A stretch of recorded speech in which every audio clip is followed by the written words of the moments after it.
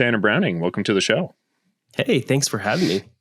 So were you born and raised in Idaho? No, actually, and it's kind of appropriate for hopefully our conversation. I was born in LA County, actually. Yeah, Thousand Oaks area. I don't know if you know the area much. Yeah, that's where I was born. Moved to Nampa shortly after with my family, and then we moved to Shelley, Idaho, of all places. And when I was started high school, so from there, I've been claiming Eastern Idaho since that. Yeah. So do you want to go back to LA, or are you kind of putting down roots in Idaho? At one point after I graduated, that was a plan. We were going to go to LA. We were going to do the film thing. We were going to work our way up go work at one of 10 assistant editors and then scrap our way to the top and try to get an opportunity. But we felt like, no, we have an opportunity here. I started my own business, and then lo and behold, COVID happened a couple of years after, and all the guys I knew that were out there moved back anyways because everything shut down, and it was kind of a wow. We're glad we didn't do that. Yeah. Everything I see, like people working in LA, like they're just moving away. Like it seems like Hollywood's dying. So yeah. Yeah.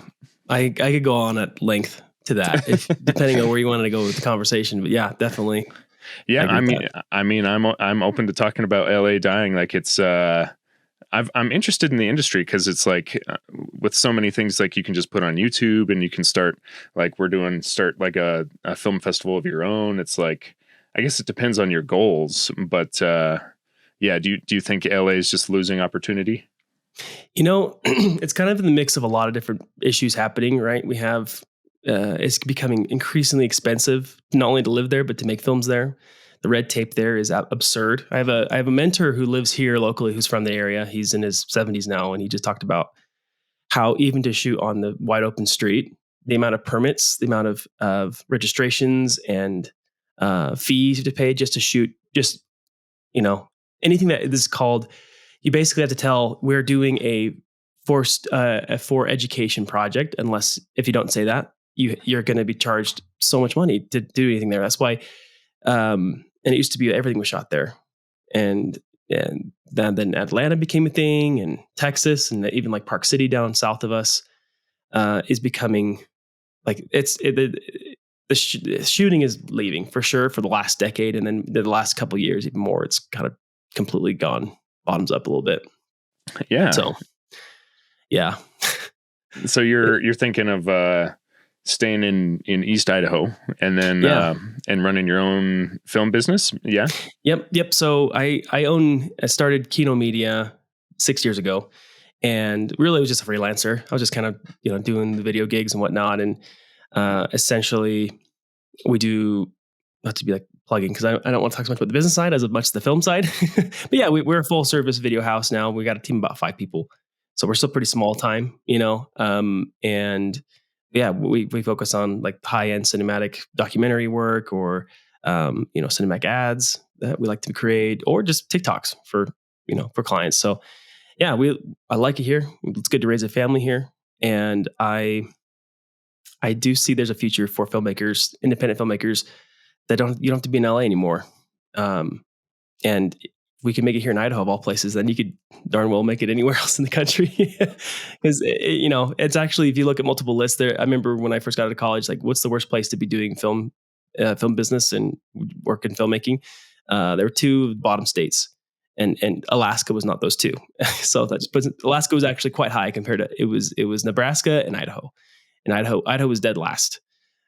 So that was like, oh boy, how can we make it work here? But things are changing. It's a totally different landscape, like you said, with YouTube, with self-distribution. And I see it only going more that way in the next 5-6 years, decade. Yeah. I see it going like more regional too, as things are kind of pouring out of LA. And people are just losing work. They're going to go back to their home states, and they're going to start making their own stuff in their home states and starting film festivals. And that's, yeah, so that's kind of what I see. It'd be nice if Idaho had like what Montana has, even. Oh yes, which is a film commission. Yep. That would be nice. Film grant. Yeah. I thought about reaching out to the governor. That'd be nice. You know what? If you want, I would be down. In fact, my buddy and I, my partner and I, he's from LA, or yeah, he lived there for 10 years doing the film thing, and he just moved up here.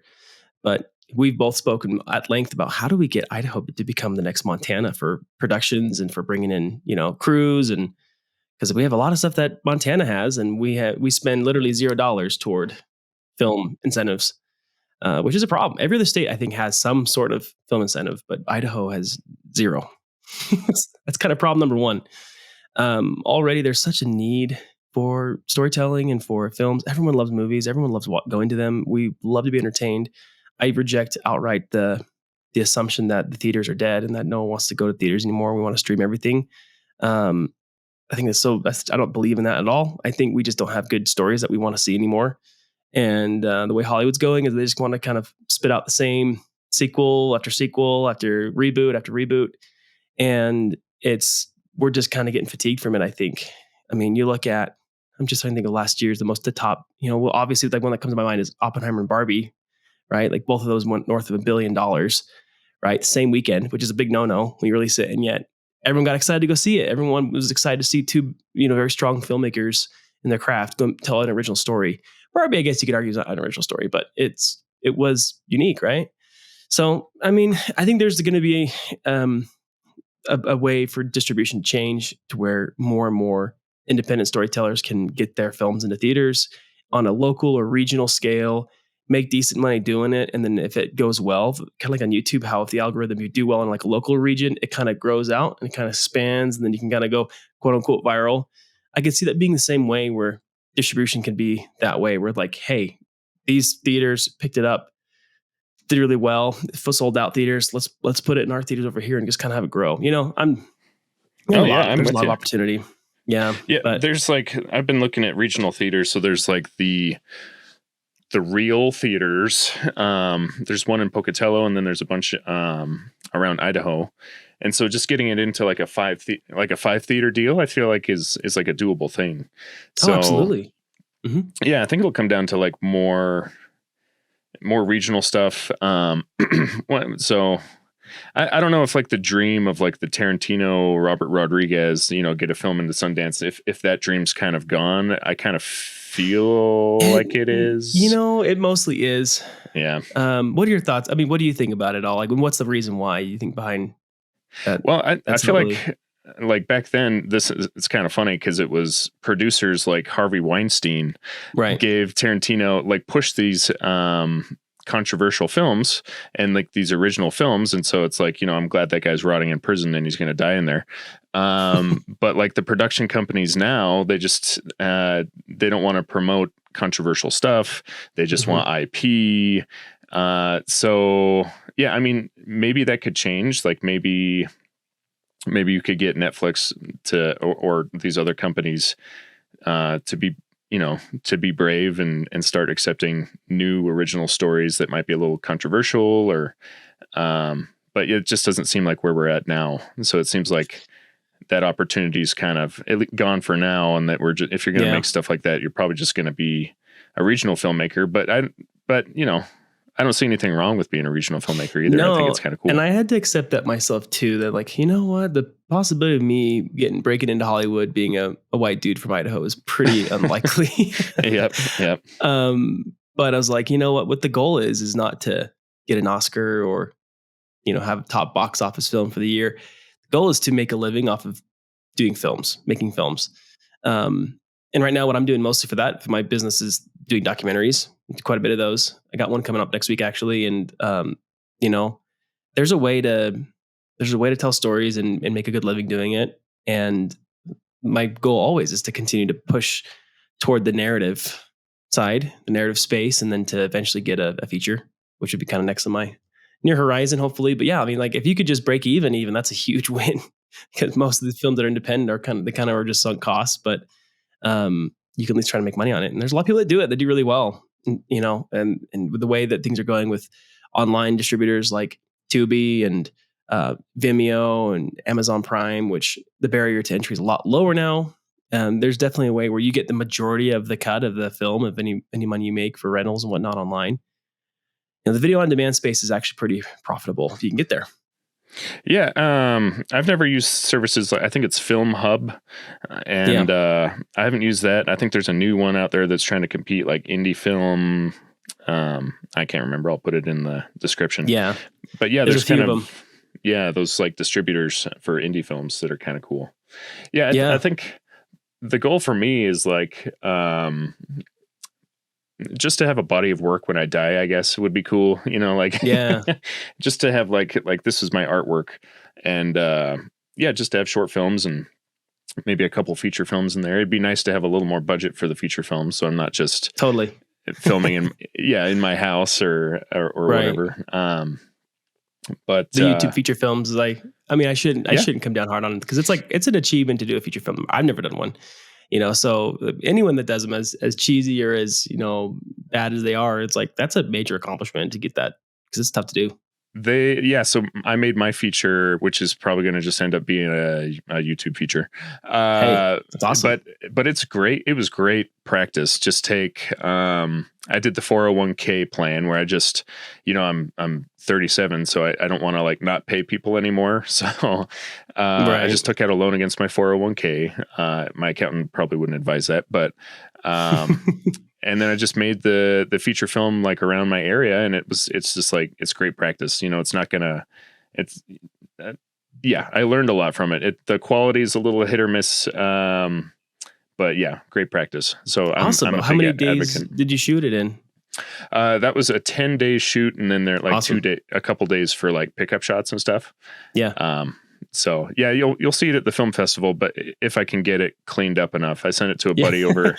It's hard to get feedback on I've found out too for feature films, when maybe on any films, where I'll show it to like my sister, and she'll be like, "I loved it. It was great." And I'll be like, okay, whatever."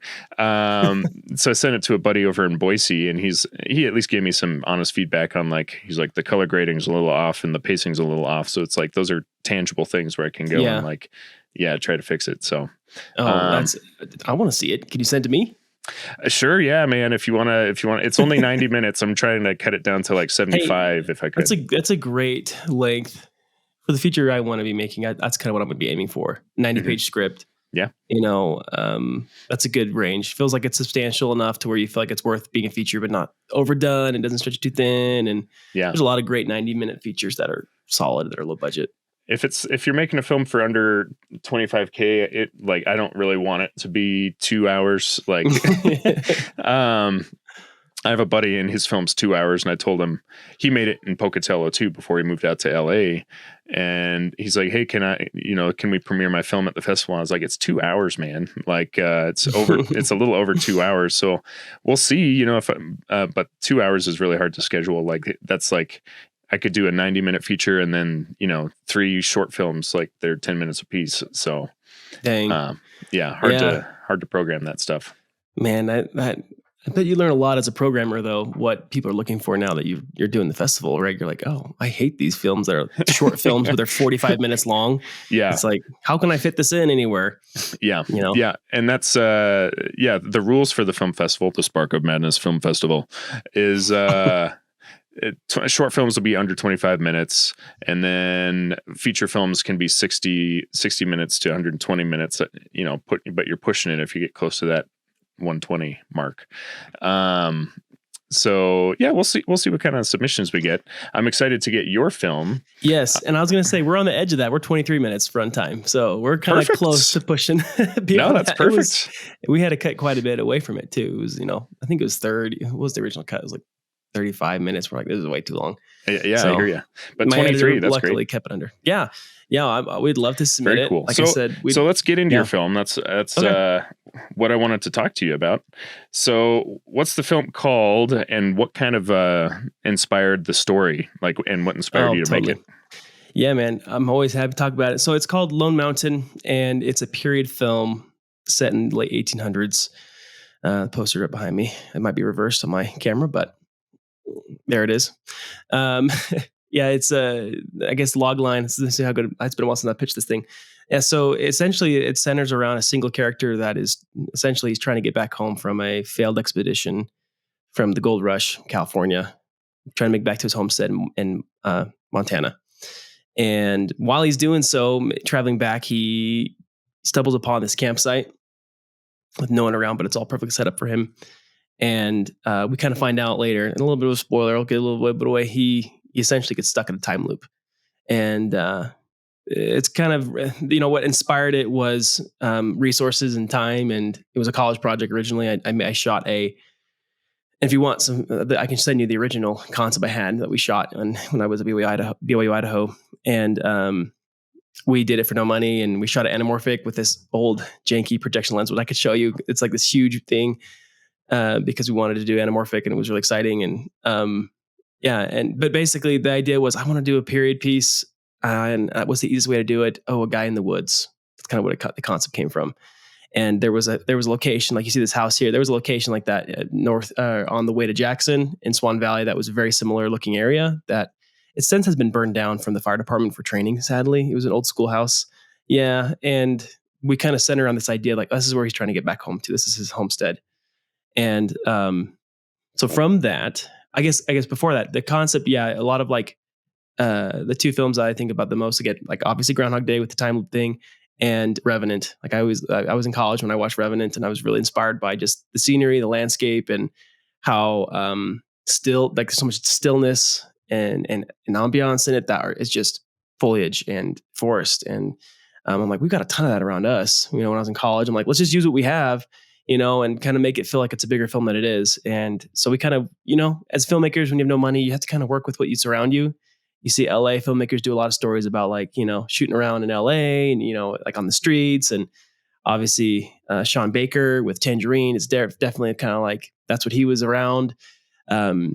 You got Marty in New York with his kind of early stuff he was doing. So, and then obviously me in Idaho, I just was in the mountains, I guess.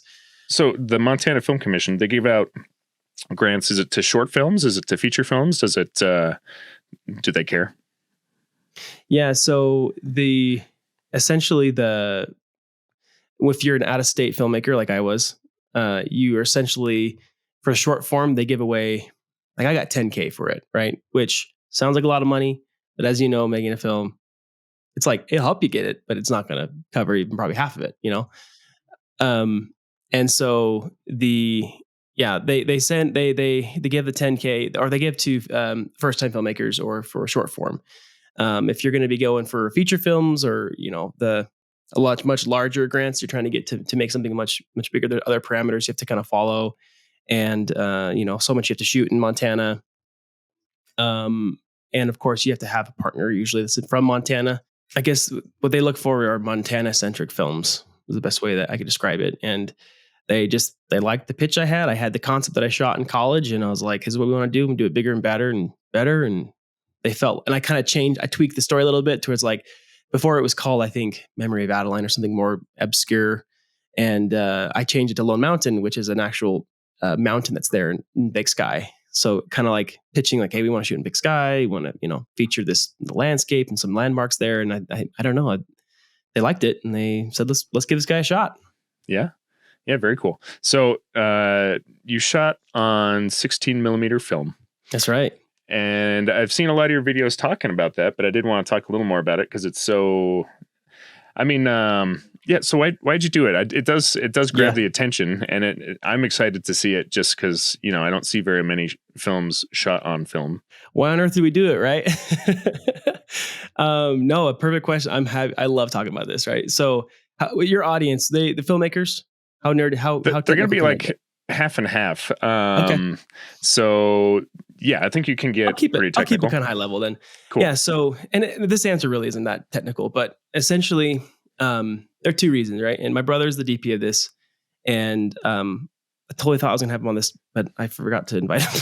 That's okay. Okay. So the answer for that, essentially, I'll appeal to two audiences: to the aesthetic, and then to the practical of why we decided to shoot on film for this. Essentially, the aesthetic side, which is the artist side, which maybe you'll agree with a little bit more because you're, DP yourself. We just felt, as far as all the things we could have spent our budget on, as what we could do to really sell this film, that like, hey, this is a bigger thing, and it really is. We didn't want to look like it was ended up being a $25,000 budget, which we got some more people to help finance it. And I ended up footing a lot of the bill myself. Right. But we wanted to feel like it was way bigger than that. And two things we thought was production design. We wanted to nail it, locations, kind of with that. And then we thought the shooting on film was going to really make it feel like something about it, that quality of just the way film works. We kind of wanted to feel like a 90s film. A lot of those films are shot on, back in the day. And Alex, my brother and collaborator and director of photography, he always feels like he can tell somewhat about film emulation, even though it's gotten really good over the last few years, like scary good. And I'll talk about that, how we even did it for this film a little bit. But yes, we've always wanted to do it. I'm a huge fan of Christopher Nolan, Tarantino, like you mentioned earlier. I just something about their films I just love, and they've always felt authentic and genuine to me. And I don't know if it's fully to attribute to the fact they shoot on film, but just the idea of traditional filmmaking, I'm a huge fan of. People don't even think about shooting on film anymore. And so I thought it was there's an opportunity to start doing that. I've always wanted to try it. And I just thought for this story, it was a great opportunity to kind of sell the idea of that like old time, another world, another period, and kind of make people buy into the idea that this is a real place, and see through the budget, not see through the budgets quite so easily. And then on the practical standpoint, what I really love about film now after doing it, you totally change the way you shoot. Like it is a completely different approach. And in some ways, it probably freaks out a lot of DPs. I know if I didn't have Alex, I would have been very, very nervous to do it myself. So if I was a director, DP director like you are, I maybe would have been a little less. And for my first go, I would have not probably been able to shoot on film because there's just so many things you have to worry about when you're doing it. And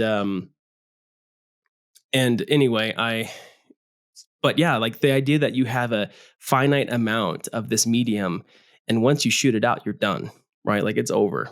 There's no coming back, especially when we were going to be in Montana, away from any, labs, or can't see dailies, and we can't get stock just randomly. You can't just go out to the local store and pick up more stock. Like once we're out, we're out.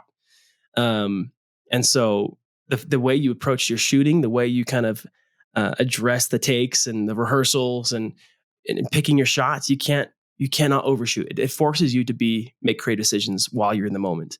And like I said, I don't know if that's what makes these older films that I love so much more have that kind of direction and ability to just have a point of view.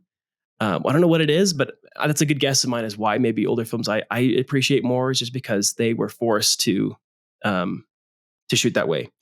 And full disclosure, we ended up having to shoot on both formats because we had, I don't know if you knew that or if you ever saw that. I didn't know I'm that. kind of spoiling it now. I had one of my videos on YouTube. I think it's day 3 and 4. We had this big issue so we had ordered, I'm going to give you the full backstory here for this podcast. All listeners, this is the full backstory here.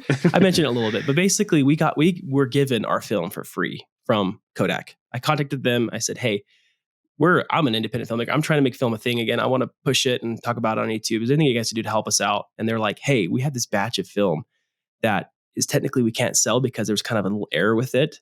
And about 20% of the rolls we send out, there's what they call the rain effect. And it kind of has this like extra speckling effect that goes on. And they say most of the time it doesn't have that problem, but in case it does, here's what it looks like. They showed us an example of another film that had it, and it's worst case. And I looked at my colorist and Alex, and we're all like, it's kind of cool, actually. Let's roll with it. And hopefully maybe we get one of those and it's kind of like a unique effect to it, Mm-hmm. So they gave us, they asked how much we needed, and we were shooting, we're trying to have, it was a 21-page script. And so we're like, I think we estimated like a 3-to-1 shooting ratio. It wasn't very high. And we essentially needed 2,000 feet of film, which is about 55 minutes of runtime. I should ask for double that, honestly. In hindsight, I should have asked for double. Should have been like, can you give us 5,000 feet, But they said they gave it to us. And so we picked it up. We had to go down to LA to pick it up. And so I did that like a couple of days before. And we'd also ordered our budgeted amount of another 2,000 feet of film. And for some reason, maybe just because we were new to it, but I'm pretty sure this was on their end. They just didn't ship it. They just ended up not shipping it to us. Oh. So and this wasn't the guys in LA. This is the Kodak lab out of New York that manufactures it and ships it and whatnot. And so, I mean, thank you for giving us the free film, but also like you kind of also hindered our production because we were hoping to have double that amount and we didn't.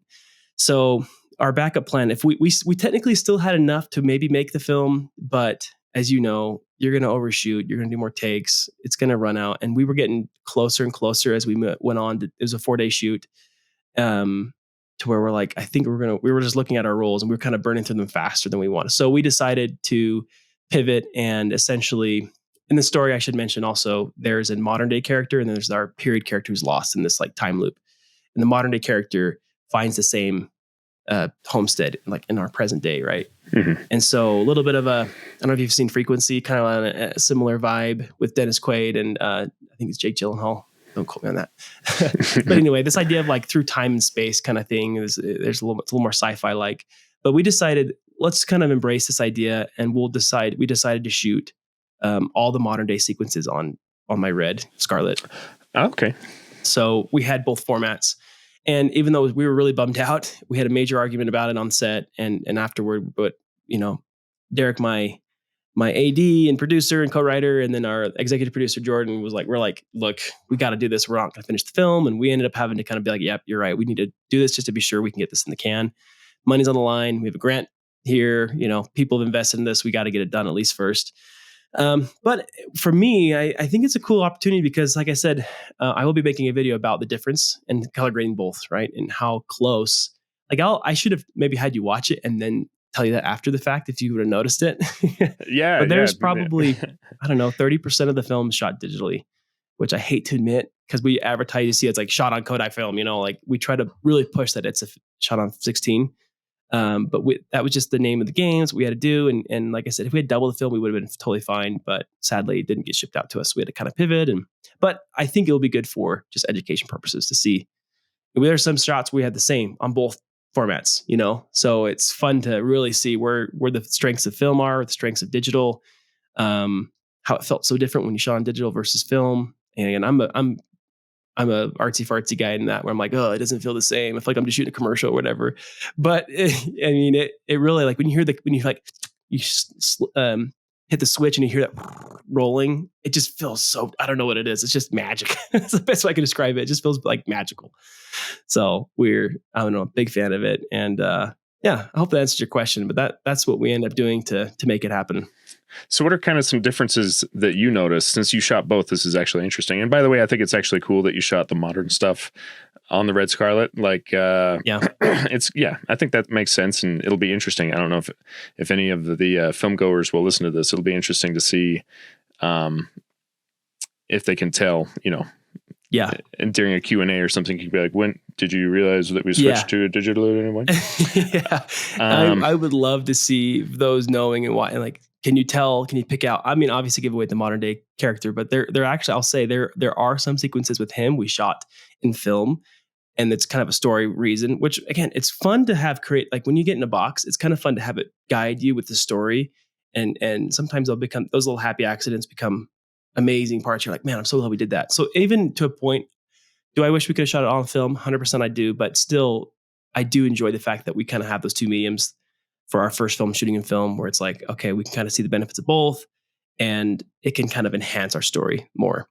But anyway, yeah, that'd be fun to see if people could actually tell one or the other. I've asked my wife, my parents, and they can't tell. So yeah, I'm pretty sure they can't tell. But in terms of like how it helps you manage a set, like what are some, like, do the actors, do you think they act different knowing that they only get, you said 55 minutes runtime for like a 20-minute movie, they get maybe 3 takes. Yeah. Did you realize that they act a little different? They take it a little more seriously? 100%. And that's such a great question.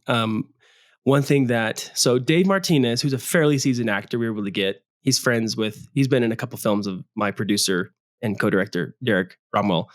And Dave Martinez has been in a lot of LDS films in Utah. He was in The Chosen. He was in, a lot of feature films. He's kind of on the up and rising. I think he's going to be in some bigger films even coming soon. So we're super lucky to have him. And this was his first time shooting on film.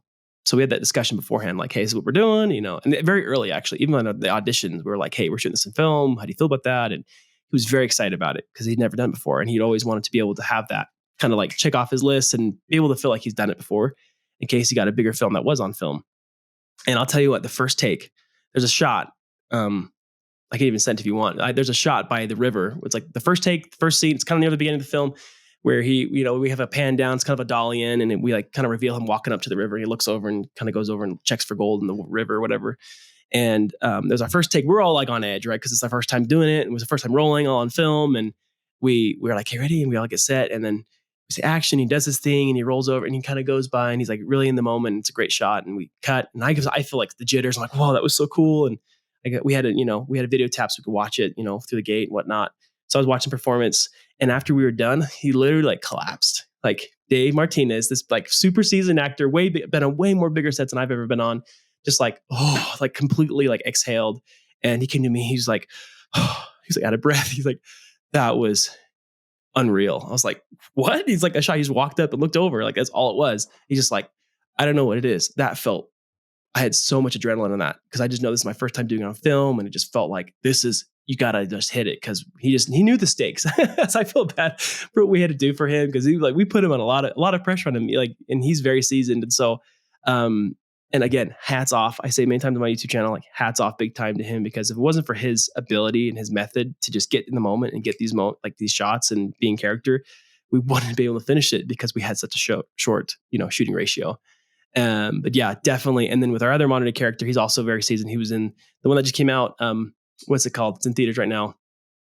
It's one with Samuel Jackson and Pierce Brosnan, on something on the prairie. No, Unholy Trinity. I don't know if you've seen or heard that one. It's a Montana film. Anyway, he's been on a lot of big sets. Kind of a newer actor though. He on the times we're on film, it's just funny because he really struggled through the digital takes. We had a lot of had to kind of get it in the moment. He's kind of getting in his own head. But when we shot his stuff on film, he nailed it. It was really strange. It was almost like he dialed in the focus. He just knew there was no room for failure in this take, in this shot. So for him, it almost enhanced his performance. And then for Dave, our lead, it just really, he came to the table every time. I mean, even digital, he came to the table. Like, he's super seasoned, but man, it does change performance. It really does, because you're rehearsing. We had to rehearse and then we'd roll, because it's just different. Because you don't have time to find it. And when you're doing takes, when you're doing digital, it's like, why not roll while rehearsing? Why not just kind of do both? And we did that. We shot in digital, and I don't know. I love having that spontaneous first go at it, verse or rehearse and then to try it and just see what happens. Yeah. Yeah, I think that's super cool. Is there any other differences? Do you have to bring a lot more lights? Because yes. I've heard film has has a lot more dynamic range, but of course it's not going to have the low light. Well, I guess it depends on the ISO of the film. But yeah, do you have to bring a lot more lights? 100%. And so, we had pretty slow stock too. Because beggars aren't choosers. We were going to get 200. Let's see. I think we're getting 200D, which is the equivalent of a 200 ISO. So, and that's pretty low if you think about your cameras, right? Like 200 ISO is pretty low. Right? Usually, native is like 800. Or no, we're gonna do 500T. Everything we're gonna do is tungsten. 500T was most of the time, but we ended up getting 200T. So it was like half of the speed we were expecting, and our lens was not super. Wasn't very fast. I think the widest was it was like a T28. Or T22, I think. It was pretty. We had to pump as much lights as we could, and we had problems with the generators out there, and so we couldn't get these big lights that we had. And anyway, so the first day, and then we were in this canopy, most of the time in this super dense forest, and so we didn't have light helping us anyway. And then anytime we had cloud coverage, it was like crap. We're a stop under. Anyway, but yeah, I agree. The difference, for sure, when we were in the grading room with our colorists, and this is something I'll be posting later, but this is I'll let you know how it kind of went. We did find that it did struggle when it came to low light. We're so used to digital sensors today that are super clean and can see into the dark, basically. But yeah, film is not very strong when it comes to underexposure. And it's a very grainy, gritty look, which we kind of embrace in it. But overexposure, yeah, it's great. It maintains a ton. Just the way highlights roll off, and the way it just has that characteristics. And digital tries to emulate that, right? I've always think the way film does it. But yeah, I will say I wasn't really coloring it, so I can't have too much say on it. But I would say I was expecting to be a little more dynamic, a little bit more movable in post. I heard so much about, but again, we're working with the medium that we're still scanning. right? Most people think that we cut on film too. We didn't go use a Steinbeck or anything. Like we did a 4x4 scan, a QuickTime file from our developer out of Colorado, the negative space, what they're called, and they're awesome. I'd highly recommend anyone who looks to develop, do it with them. Photochem in LA are double the price, and these guys they know their stuff. Anyway, so yeah, we got a scan back. So we're still kind of working in a digital medium. So I do wonder about those who don't fully scan. There's ways to not just have to always bring it back to digital. But yeah, I was expecting to be a little bit more pliable, a little bit more movable. And talking to my colorist Ricky, he kind of agrees. Like, yeah, it was definitely more to work with. And it was his first film he had ever graded on film, so just kind of get used to it. But yeah, it's amazing what it can do. That's kind of what you want. You're not putting on any grain. It's just that's how it looks, and the look's kind of baked in. Yeah, it kind of puts that pressure on the DP just like it does the actors, where it's like you gotta get the lighting right here and everything. Do you know what kind of did you just use like LED panels, Yep. volumes? Oh yeah, we were LED all around. We didn't have to use any kind of like tungsten lighting or anything like that. And we did shoot tungsten stock, so everything comes out kind of bluish, right? Because we were shooting daylight balanced lighting because we're outside too. So tungsten with daylight makes it look blue. So you have to use a warming filter, which we had, but the decision, our DIT colorist and Alex, was let's just keep it as it is, because we did a lot of test watching of like, in fact, most people today don't use that filter to convert it before you shoot it in camera. They just say the way our coloring suites are, they're so good. We can just do that in post, and it turned out awesome. Like, I'm super happy to have you watch it. I'm very proud of how it looks aesthetically. There's some moments where like, oh, it came out a little bit underexposed, but for the most part, I'm very impressed with the team, with Alex and with Ricky, and then obviously Joseph Kitchens, who's our gaffer. He's also an amazing DP in Utah. They all just killed it. And obviously Travis Williams, Travis in Pocatello, right? Yeah, Travis was our key grip, and he was the muscle on set. He was moving everything around, and he was such a stud on that. So I have besides like, lens choice and, camera movement and framing with Alex, obviously I have that say that, but as far as like lighting and the way it looked, it came off so nice. That was not me. That was everyone else. So do you need like 1200 watt lights when you're shooting on film? Yeah. That's kind of what you need. We just had like a 1200D, which I don't know what the equivalent is for wattage, or like I think it's like is that like a 10K and 8K or whatever for HMI? Oh, I don't know. I don't know. I don't know the equivalent, but yeah, we use a 1200D was our most powerful output light. We had like a couple 600Ds, and so we were using aperture lights, nothing too crazy. What are some like big issues that you ran into on set? I was going to ask if you ran into issues, but I think everybody runs into issues. Oh yeah, especially shooting on film. You're good to assume, because it did. There's plenty of things that happened, right? I mentioned day one we had bad weather with like some not super strong lighting. We had our generators, 3 generators go out, man, like 3 from our rental house. Like, they helped us out a lot, but man, that was a big issue. No, every day had something major happen. I was like, oh my gosh. One involving Travis. Day one, before we get, I don't know, you feel free to editorialize what you want to include or not include. I'll tell you a few. The first thing that happened before we even get to set, day one, I was leading the pack. We had the grip truck behind me. This is a 1/2-ton truck, which is the biggest I've ever used on a set, right? And it was bigger than we wanted. That's all they had to rent us. So we drive up. I had to stop. The bridge was out to go the way that our map was leading us to get to set. And so I had to turn around and stop, wave him down and say, hey, we gotta go around this way, follow me. And then Travis was behind the truck. So I kind of go the opposite way. The truck doesn't see Travis. He backs up, and Travis tries to like get on the horn, but it was too late. He just smashes into the front of Travis's car. And like, so we have an accident before we even get to set. So that was day one. We had to worry about that. We had to like, we're just going to worry about it later. Luckily his car still drove. We were able to come into the set with a bent hood and everything. The grip truck was totally fine, thankfully. Nothing was solid. It was definitely Travis' truck that got the brunt of it. Day two, we were trying to catch up, because day one was just kind of like a madness. Like, we had issues happen with generators. We couldn't get things going. We were slow to set. And anyway, we were behind the whole time after day one. Day two comes along, and we kind of catch up. We start changing the way we do takes. We don't call so long. We like just go like our takes are going really quick. We're learning how to do better and be faster and doing rehearsals, and we kind of catch up. And then at the end of the day, we had this gal we had our makeup artist and our actress was out there in the tent getting wardrobe on and whatnot.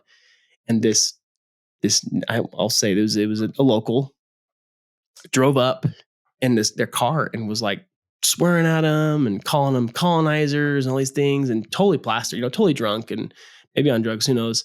And she like gets out of her car and like comes up like she's gonna like beat him up or something. And so she runs in the forest. Our makeup artist is like, "Oh, can we get security out here?" And we're like, Travis and Jordan, our executive producer, like just bolt, they just run out there. I'm like, oh my gosh, we're gonna have like 5 dudes that we're gonna be fighting, and like this, what is it? Everything stops production, and we go out there, and luckily she didn't hurt anyone, but she was calling us every name under the book and cursing, and then they kind of say, hey, please leave, get out of here, We ended up calling the cops. Cops show up with the state police, and then we were on the reservation there. We got permission and permits to shoot on the Flathead reservation, but so we had the reservation police, and then we had state police there. And then that very moment, she drives back in the car and she's like cursing us out and flipping us off. And our producer's like, that's her. That's the one. So they take off after her and drive, and then they go and arrest her. And it was like, we all like cheer to watch them chase. It was like a high speed chase. It was ridiculous, and so that was kind of scary. I was like, man, I hope that like she doesn't get her friends to come over and all of her, 6 different big brothers come back and beat us up or whatever, but they said they detained her and she was there, and that she shouldn't be a problem again. And we were able to finish that. That was our day. We had the night shoot, and we saw a bear last day of production. We were off the campsite where we were shooting most of our stuff, and then we were out kind of bushwhacking around. And sure enough, it's like 4 of us there. We hear this like the trees, and we look over, and there's a bear that shoots up the tree, and it's like, I mean, he was like an adolescent brown bear, so it wasn't. It'd be in Idaho. It's like, that's something to really be scared about. But for me, I'd never seen a bear in the wild, so I was pretty scared. I was like, bear, there's a bear, And he was way more scared than we were of us. But I don't know, I was pretty scared.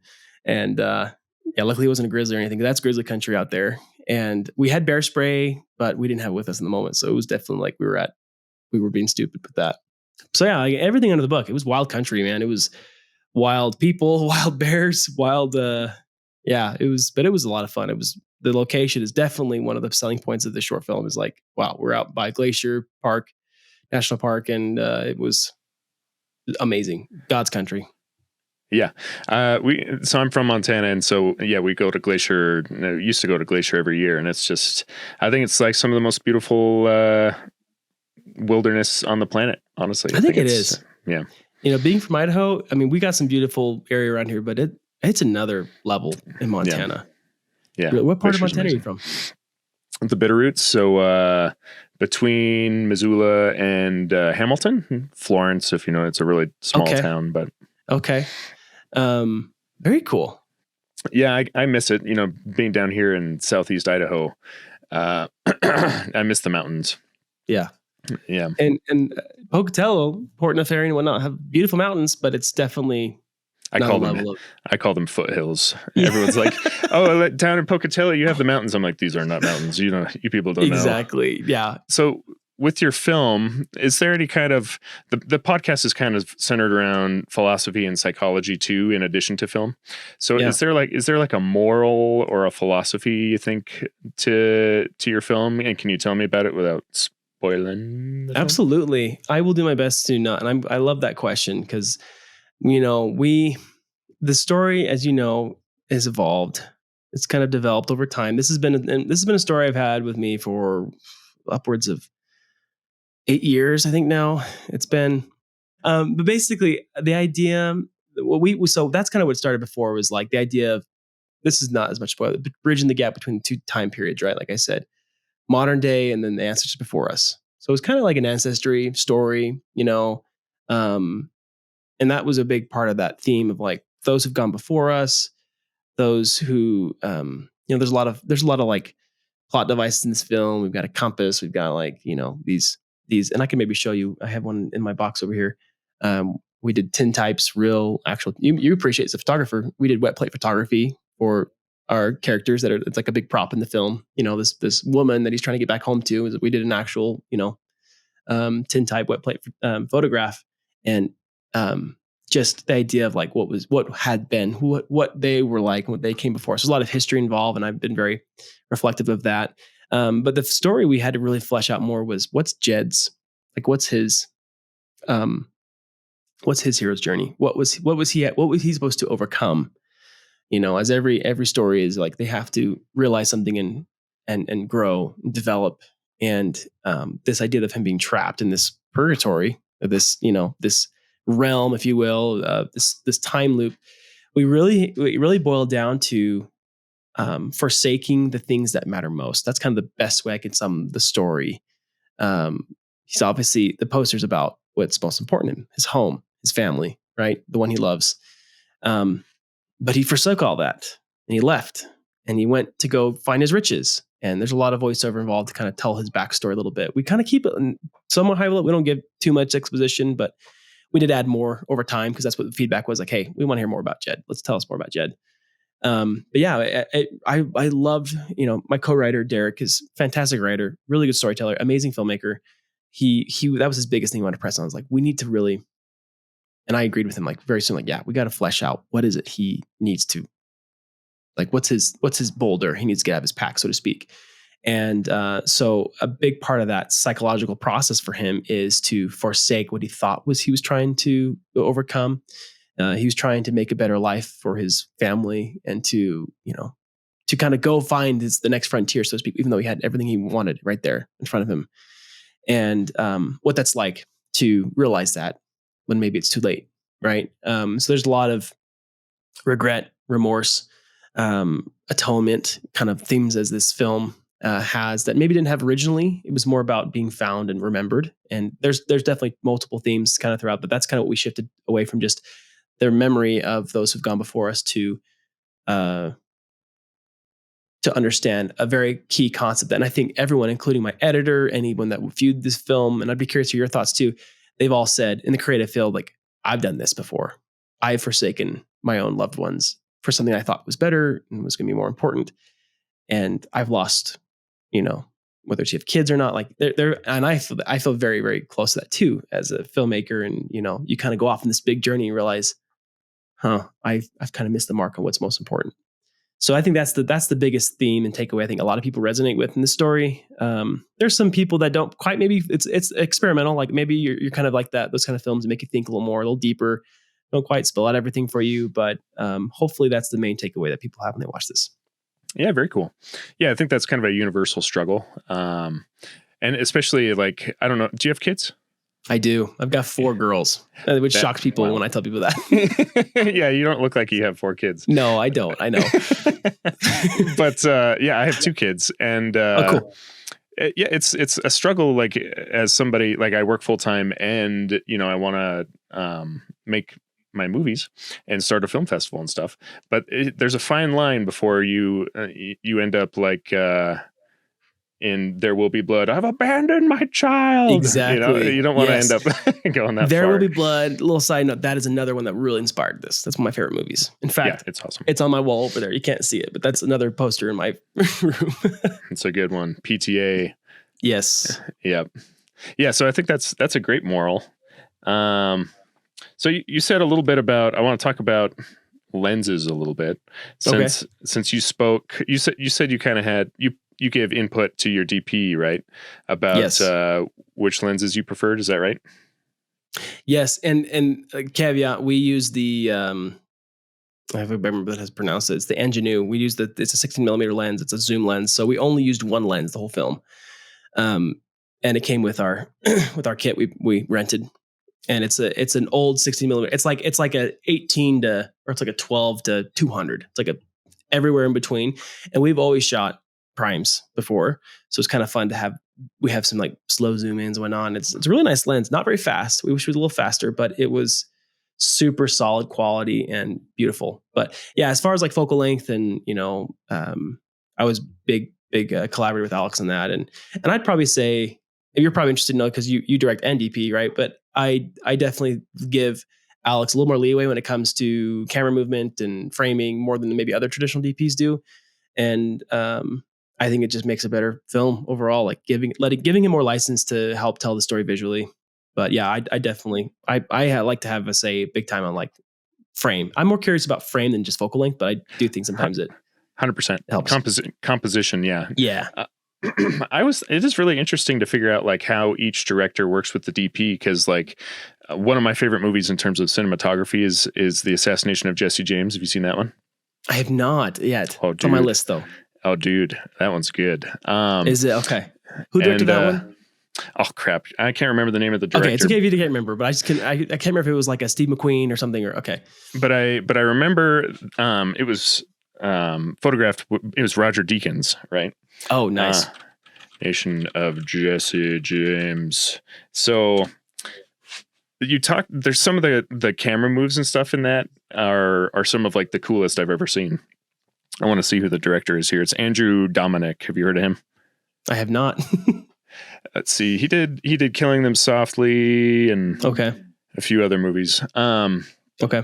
But like I heard Deakins talking about the movie in an interview, and people were like, so like that shot with the train where it comes and crashes into the camera and then it pushes the camera out, like, was that you? And he's like, no, that was the director. He had that all like in his head.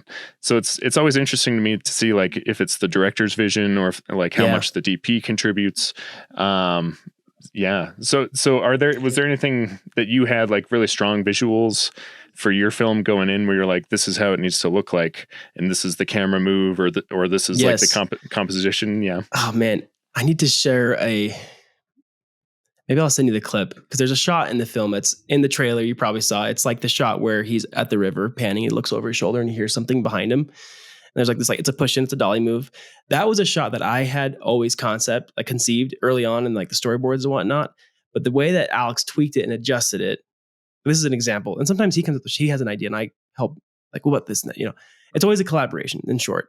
But in this case, where like I had a very strong idea, like I wanted to be this way, I wanted to be like cameras here and it's moving in like this, and he does, and like I have a lot of idea like the way our characters move on screen and whatnot. But the tweak that made it so much better. Again, this is why it's so nice to have collaborators. I mean, maybe you're just as talented just to do both, but like I do love having someone else to bounce ideas off of. But you can still have operators and you can still gaffers and whatnot that can still help do this too. But essentially, I was kind of thinking of having him almost like looking upriver. And then just like some more background, but Alex's decision with the gaffer was like, we should have it. He's like, Tanner, I think we should have him just shooting like right across. He's looking across the river, and the composition just changed enough to where there's just way more depth in the image. We had like beautiful like background, midground, like river, and then foreground him, and it just, I'm like, I can never unsee that shot now versus the first one, right? So there are times where I do have very specific shots in mind, like the opening shot of him walking through up in this like wide open field, kind of like you see behind me. There's like just nothing but mountains behind him, and then just this tiny little person walking up. That was a shot I like from the very, very beginning, right in the script. I'm like, I want this shot. That's how it's going to open up. And like that was pretty much the way it was in the film. Like I love using that as an example of like from script to storyboard to finish. Like, and it's pretty close to the way the vision was. A lot of those don't happen that way, as you know. But that one did happen, and I'm like really proud of that opening shot. But there are other shots too that I was not as strong on feelings, and so I would lean a lot on him and have him think about, well, what if we this and the camera moves this way, and and I think he kind of feels like just he regrets how quick we had to move. We had 4 days, and we were shooting on film, so we really didn't have a lot of time, and we ended up the script ballooned from 15 pages to 21 pages, so that's going to really cut down on like how many setups we can do and how long they are. And so I do think Alex, now looking back, is like happy with how the film turned out, especially after the grade. After the grade, he's like, okay, this does look nice.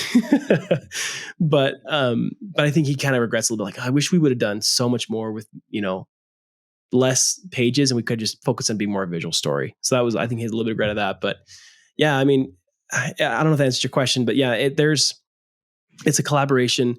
I do usually have a strong, inclination of where the camera's going to go and how the scene's going to kind of proceed. And I'll usually walk through that with him, even as we're just doing storyboards and concepts. So he's on board. And that's the stage where I have him collaborate most. And do you use like Wonder Unit Storyboarder app? I don't know if that's I've drawn mine either by hand or in like Microsoft Paint. Like they're terrible. Cool. Because I'm the one, because I operate camera. So I just need the reminder. You need the reference for you only, right? It's for me, there's Storyboarder. It's free. It's an awesome app. You can actually use a kind of a 3D camera, and you can use the focal length, and it's really, really handy. So totally you should get it. And we go through in that virtual one, we like do a Zoom call like this, and we just kind of like figure out the shots. I'm like, okay, what about this? What about that? And it's like a total collaboration. But I'm always leading. I'm always in the driver's seat. Like, I think we should do this, and then we should do this. And then he likes to tweak and improve upon more than just like. There are times though where he'll come to me. He says, "I don't know if this is going to apply to the story, but I have this idea for the shot, and it's like this and this and this happens." And I'm like, "Oh, that would be good for this scene in this moment." But usually, so he does add more than maybe a traditional DP would, which was like, here's a shot, okay, go light it, and maybe help with lens choice, and tweak the image or whatever. But yeah, he's got more of that visual style that I like to have him as a collaborator. And people have called us the Browning brothers, and I'm fine with that because he's just as much part of the visual style that I have, and I'm part of his visual style. And so it's so much fun though. I love having a collaborator like that. But I respect directors that also DP themselves. I think Travis is that way too. So it's really hats off to you, man. That's not easy to do. It's probably better if you do have a collaborator. So like, even if you prefer to do it like yourself and compose your shots yourself, like sometimes it's, somebody being there to even be like, I don't think you can actually get the shot because there's a cliff on the other side of the road here. So you can't like put the camera there. It's just nice to have somebody else there, like double checking you. Yeah. Do you prefer storyboards, or are you okay with just a shot list? What are kind of your thoughts on that? And these are awesome questions. I think about this all the time, and I love talking about it. I do prefer storyboards. I think I'm more on the line of the kind of Spielberg's method where you storyboard the whole film, especially when we were shooting on film and we had very limited time and ability to. We couldn't overshoot. We couldn't just kind of shoot a ton of coverage. I think storyboarding was very, very key in that, just to wrap my head around it, just to see the film in my head. That's the whole director's point, right? Is like, watch the film, know how it's supposed to play out, and then convey that. So I'm a big fan of storyboards. I am also a big fan of being able to throw them out once you've done the research and the work. If you see something better, like, don't be married to them, and feel free to. We did that plenty of times with this film. We all the time we're like, you know what, this is the way it's in my head, but let's go this direction. And you get used to the idea of it changing. You're like, oh, I like it even better now. So that's kind of my philosophy. I like to have it because I feel like I'm too inexperienced to just shoot without a storyboard, but that's just me. Well, I think it's just evidence that you have a vision. So it's like, there's no, like, a shot list will be quicker. And as long as you know what the shots look like in your head, you can have a shot list. But if you if you have the time to create storyboards, like, why the heck not? Have you heard Herzog talk about, he's like, storyboards are the tool of cowards. Yes. It's like, shut up, Herzog. Like, you look through the camera. Don't use storyboards. That's awful. Yeah. Yeah. If I was as talented as Herzog, maybe I would have enough courage to do that. But I'm not there yet. I don't know about Herzog. Like, I watched. I haven't seen the one where he crashes the huge boat where they're going down the river. Where there's that whole I want to watch the documentary more than I want to watch the movie. Yeah. Yep. But is it Aguirre? Aguirre. The only film of his I've seen is the was it Grizzly Man? What was it called? Mm-hmm. That's the only one I've seen of his, actually. Documentaries and films. But I need to watch more Herzog. I like him more as a documentarian, I think. And it seems like he early Herzog was really torturing his cast and crew. So I'm not really going to listen to him much. Like, honestly, if there's a masterclass that I would recommend over Herzog's, right? Because he said that in his masterclass, it was the Ron Howard one. Have you seen that one? No, I have not. Well, I didn't. So I didn't go to film school. I get the sense that you went to film school, like majored in it? Not either. Oh, okay, cool. We should have a whole conversation another time about that, because I have a lot of feelings on that too. So, yeah. So like before I shot my really low budget practice feature film, right? My little El Mariachi, like I started like binging those master classes. And so I watched Ron Howard's, and that dude he just taught you how to like get coverage and how to just like how blocking works. And he did it so easily and effortlessly. It was useful. Anyways, Ron Howard's masterclass.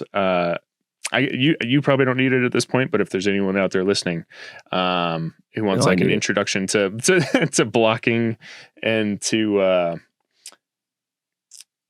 just directing and getting coverage and stuff. I think it was probably the most useful masterclass I've seen. David Lynch's was okay. He just at the end he started just talking about his meditation. It sounded like he was just selling me things. So we can start to. Sorry, go ahead. I was just to comment on what you said there about the idea.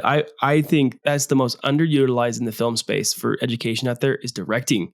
Like there's hardly any real, scenarios, like examples of seeing how a director works and how they do what their job actually is. That's kind of what my channel is based about, right? Even though I'm pretty new at doing it, just what I've gleaned online and seen, I'm trying to do that is like, hey, you can see a real world of what we did in this film, showing every day. And then, because everyone that I see online, most of the time, they're kind of like DP directors. They do a lot of, it's about lighting and lens choice and camera. And I'm like, and that is awesome. And there's so much out there, but I'm like, what about working with actors? What about blocking? What about, figuring out the story and fleshing out a script and breaking it down? Like there's so much more to just the camera when it comes to direct, even though that's the primary role of a camera is camera and where it goes and how you tell a story with the camera. But yeah, that's why the master classes are so cool, is because it really is like anything you can get about the masters like Ron Howard and Herzog and so on and so forth is going to be huge. Yeah, it was really useful. So just a few wrap up questions. What are you going to do with this film next? What are your plans? Are you going to try to get distribution? What are you thinking?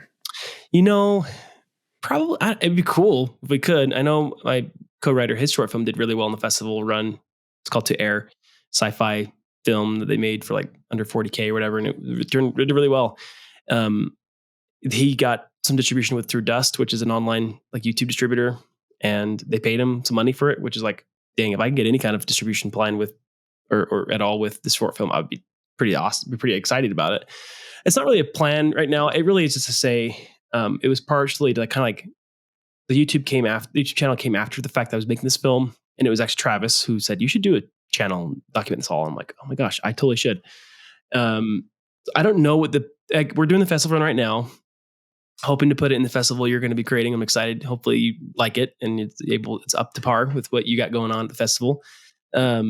Would love to have it screened here locally, and yeah, we'll see after this year if the festival run goes, and then we'll kind of look for a next strategy. I would love to have it, I probably would love to have it be public eventually for, my subscribers and for the people that want to see it. And whether we're going to do like a buy me a coffee kind of thing where it's like donate whatever you want to this to watch it, just so I can keep it, get a little bit of a paywall for it.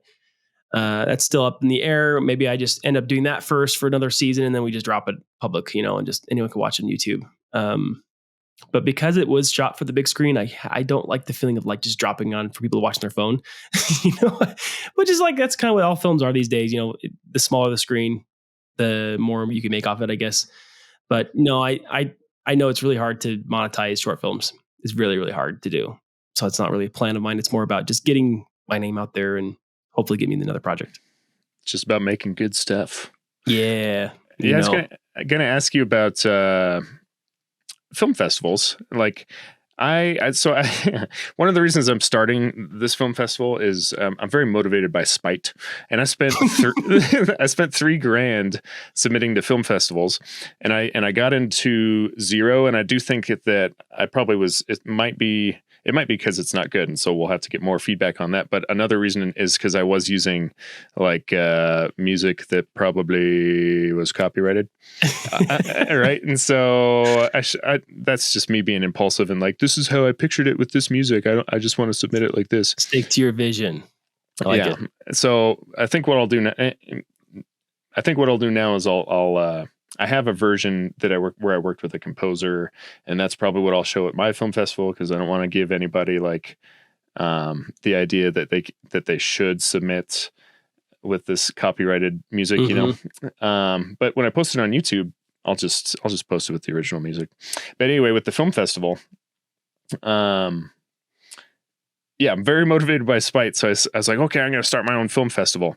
But in doing so, I realized it's really good it's perfect for East Idaho, because there's like there's nothing around here. Everything, it's a cultural desert, right? So Yep. there's Jackson Hole. I mean, it's hours away. You have to go to Twin Falls for the like closest Idaho festival. I guess there was one up in Rexburg. Yep. Which we'll see But if it comes back. I'd love it if Steven brings it back again. But yeah, yeah, there's very few. yeah, there's very few. So it's like, it's mostly Boise and Salt Lake, and we're in a really good middle ground. So I can bring up hopefully Salt Lake City filmmakers and bring over Boise filmmakers, and it'll be a good networking event. But other than kind of like regional festivals like that, and festivals like the Big Five, you know, like Sundance Mm-hmm. and Cannes, do you think film festivals are worth it? Oh, that's a good question. I don't know if I'm deep in enough yet to really say my opinions on that, but I'll give you my 2 cents of what, buddies of mine or, my producers have done in the past. I think festivals still are worth the effort, but with a definite asterisk of like, you need to make sure you're the right fit for the right festival, and if anyone goes on Film Freeway, there are hundreds, if not thousands of festivals. And there's obviously like maybe 100 that are actually what people consider like good quality festivals that can get you some good, decent exposure. Um, but there's nothing to be said about like you're kind of creating a local grassroots approach. Um, Anytime you can get a film in front of an audience and see it on a big screen is kind of worth going to and being part of. That being said, 2 of the festivals we submitted to and got accepted in, I didn't go to. Because I just with work and everything, and it was just like one was in St. George and one was in Kanab. It was like I just couldn't make it work for my schedule at the moment, right? Which is stupid because that's when I won it. Actually, that's my first award I got was at Desertscape. So it's like, um, but yeah. So anytime you can go to one, it's like it's great to go. So sometimes I kind of would rather go to smaller festivals, like what you're kind of doing, but I can actually experience it with an audience. And there's people that could be here locally that see a film that you or I create, and they're like, "I have this documentary idea." That's what happened recently. Like they saw, like, "I have this documentary idea I want to do, and I'll pay you for it." And it's like, sweet, this is my next project that came from. There's a lot of people that don't know filmmaking. Just because filmmaking isn't like we don't have any studios here, doesn't mean that there aren't stories to be told. And what a better way to kind of establish yourself as like a local filmmaker than like putting an event together and putting on the big screen, which I think is so smart what you're doing because you're immediately this expert now in the space, and you're having guys like me like, hey, I want to go to the festival. Yeah, sure. You're putting on, I'll throw it in. So it's actually not a bad way to go. And there's a lot of grassroots approaches to whether it's not like an actual big 50-year running festival, but it's like we just need to get people together to see really cool work.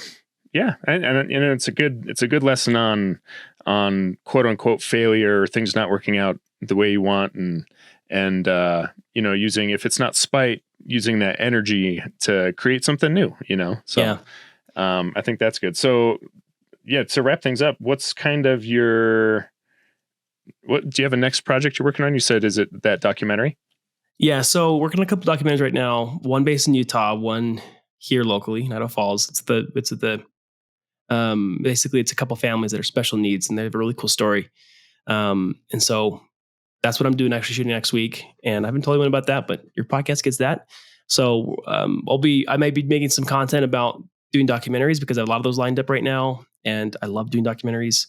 I will say I do have some scripts I've been working on. And I made it a goal for myself when I got this expensive project that's been putting me a lot of stress and debt and everything else to have something else lined up on the runway that like, hey, if in case everyone came down knocking on the door, I would have it ready. And newsflash, it's not ready.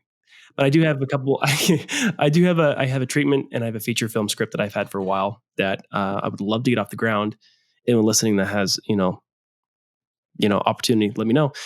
But yeah, I would love to be working. Like my next goal, I'd love to be in the echelon of what you've done already by making a feature. That's kind of like after doing this short film, it could have been 30 minutes long. I'm like, if we just doubled our shooting days, tripled them, we would have easily had a feature, which is like, it's still, there's so much more to it than that, obviously, but that's definitely the next thing for me is like, I want to get I have a concept for a kind of a low budget feature film that I've been stewing on for a couple of years now. And I'm very excited to try to get that off the ground. Once we get this kind of in hindsight, get it through a full year and just see what happens with it. And then yeah, go from there. Very cool. Very cool. Yeah. It's good to like with the feature film, I shot it in 10 days, for about $10,000. Cool. And if I could shoot it for 30 grand and in 30 days, it would be a heck of a better movie. Cause I didn't have Yeah. time to set up. I shot it basically documentary style with, Yeah. and so it would be a lot better, I think, if I could triple the days and triple the budget. That's, Yeah. I think would be Oh, best for a future. can you imagine like how much more time for each setup and just what that Yeah. does, It's, for it? And no, yeah. I'm with you. It's sometimes though, it's not a bad way to go. Like that kind of avant-garde, French New Wave indie Handheld. style is Yeah. I really dig it. So I want to see what you've done. Well, it's definitely a learning experience. You'll see. I relied on autofocus a little too much sometimes, and I probably should have used a tripod more than handheld in some shots. So, a little shaky cam gets a little. I've gotten mixed reviews on A that. little shaky.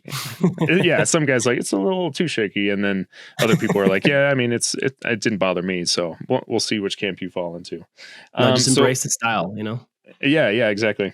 So yeah, to wrap things up, how can people reach out to you? What's your contact stuff, your social media, all that fun stuff? Yeah, so they can follow me I'm on most platforms. I don't post as much on Instagram, so I'm sorry. Derek, my producer and co-writer, is like, you got to go be on Instagram. I'm like, ah.